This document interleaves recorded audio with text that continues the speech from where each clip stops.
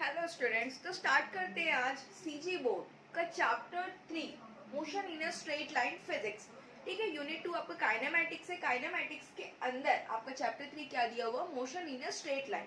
तो motion in a straight line को समझने के लिए हमको सबसे पहले समझना पड़ेगा मोशन। तो मोशन होता क्या है? मोशन क्या होती है? बॉडी की स्टेट होती है।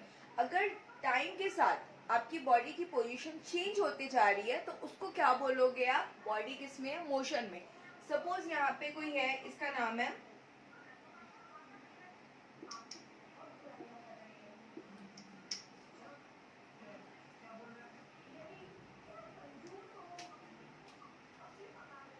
सपोज ये कोई है, इसका नाम है सोहन। ओके, ये यहाँ पे खड़ा है।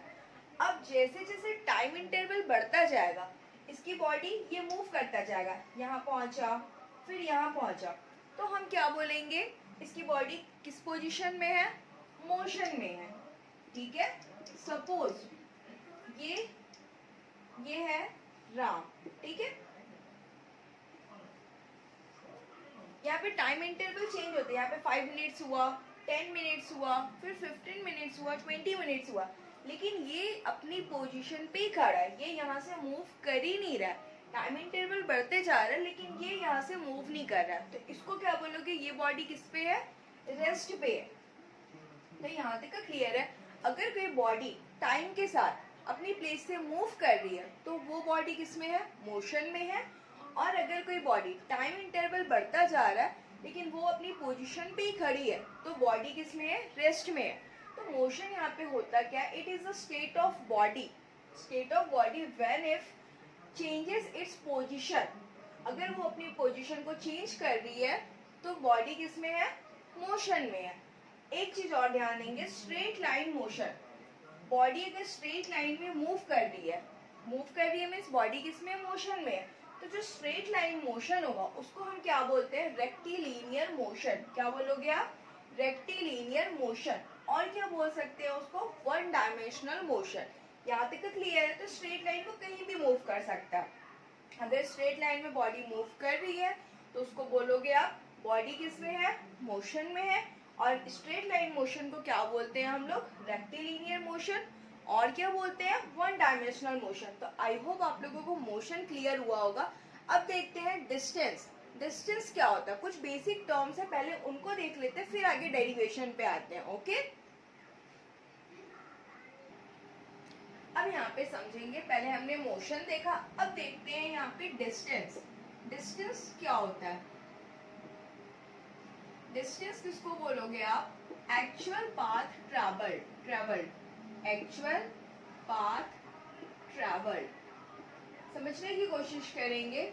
सपोज यहाँ पर कोई है, ठीक है, उसका आप कुछ भी नेम ले सकते हो। ये यहाँ है, ये इसका यहाँ पे क्या है? घर है।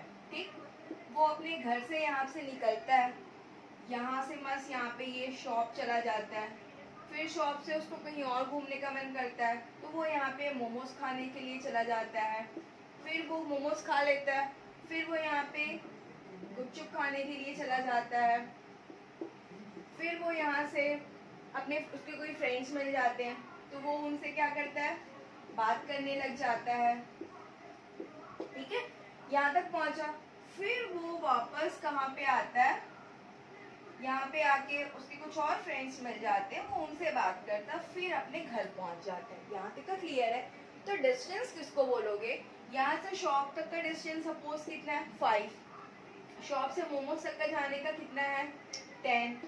फिर मोमोज से गुपचुप तक गया तो अगेन 10 किलोमीटर चला वो, फिर अपने फ्रेंड्स तक पहुंचा तो 10 किलोमीटर, फिर यहाँ से यहाँ तक आया तो 20 किलोमीटर, और अगेन फिर यहाँ से वो अपने घर जाता है तो 10 किलोमीटर। तो डिस्टेंस किसको बोलोगे? टोटल डिस्टेंस ट्रैवल, मतलब वो जितना चला है उन सबको आप ऐड करोगे। यहाँ से कितना चला? 5, फिर कितना चला?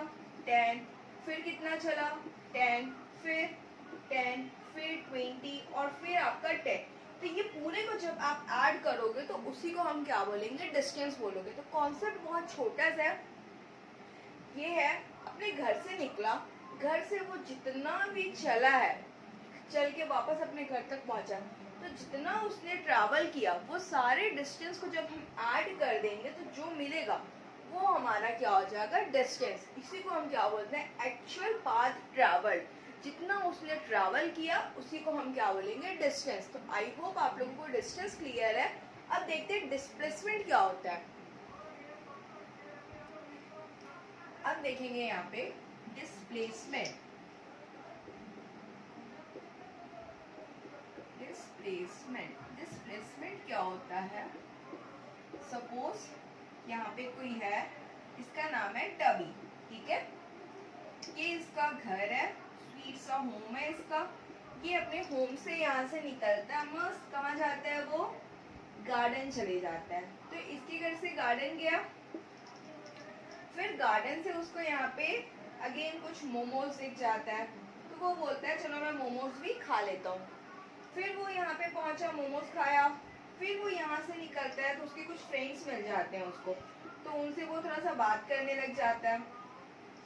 फिर यहाँ से उसको अचानक याद आता है कि अरे मुझे तो शॉप भी जाना था, तो वो यहाँ शॉप आ जाता है। फिर शॉप से फिर वो यहाँ पे आता है और ऐसे ही खड़ा हो जाता है, बोर हो जाता है वो, ठीक है। तो अब देखो, अब डिस्प्लेसमेंट किसको बोलते हैं हम लोग, शॉर्टेस्ट डिस्टेंस।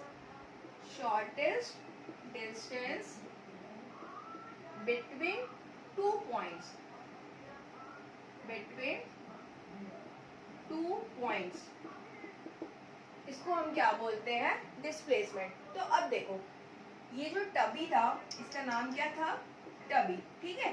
तो टबी का घर कहाँ पे है, ये मीन्स ये वाला पॉइंट। टबी पहले गार्डन गया, फिर मोमोज खाया, फिर अपने फ्रेंड से मिला, अगेन शॉप चला गया, फिर बोर हो गया, तो बोर होके आके वापस यहाँ पे खड़ा हो गया।